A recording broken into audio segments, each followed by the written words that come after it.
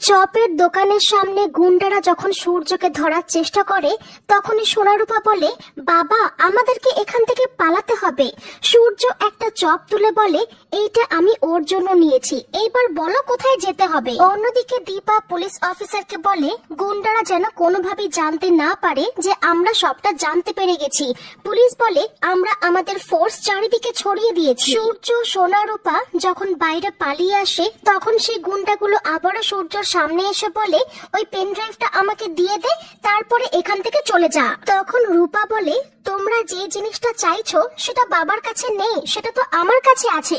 তারপরে রূপার কাছে সে গুন্ডা আসলে রূপা তার মুখের মধ্যে সিঙ্গারা ভরে দেয়। তখনই দীপা পুলিশ ফোর্স নিয়ে সেই জায়গায় পৌঁছে যায়। তারপরে জয় সূর্যকে জড়িয়ে ধরতে যাবে।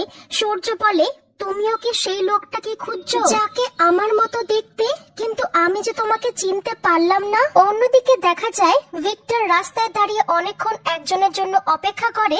তারপরে গাড়িতে একটা লোক এসে ভিক্টরকে বলে, সূর্য সেনগুপ্তর কাছে 64 জিবির একটা পেন ড্রাইভ আছে, তুমি ওইটা আমাকে পাইয়ে দাও, তোমাকে আমি 20 লক্ষ টাকা দেব। ভিক্টরের মনে লোভ জেগে যায়। ভিক্টর ভাবে একবার দাদাই বাড়িতে আসুক, তারপরে এই দরটা কি করে 20 থেকে 25 লক্ষ টাকা করা যায় সেটা আমি দেখব। অন্যদিকে লাবণ্য সূর্যর জন্য হসপিটালে অপেক্ষা করে। তারপরে অবশেষে সূর্য দীপাকে নিয়ে যখন হসপিটালে আসে, লাবণ্য যখন সূর্যকে জড়িয়ে ধরবে, সূর্য বলে, তুমি কে, তোমাকে তো আমি চিনতে পারছি না। সোনা রূপা যেহেতু লাবণ্যকে দিদিভাই বলে ডাকে, সূর্য লাবণ্যকে দিদিভাই বলে ডাকতে শুরু করে। সূর্য কাউকে চিনতে পারছে না, সূর্যর কিছুই মনে নেই। এটা দেখতে পেরে লাবণ্য মনে অনেক কষ্ট পায়।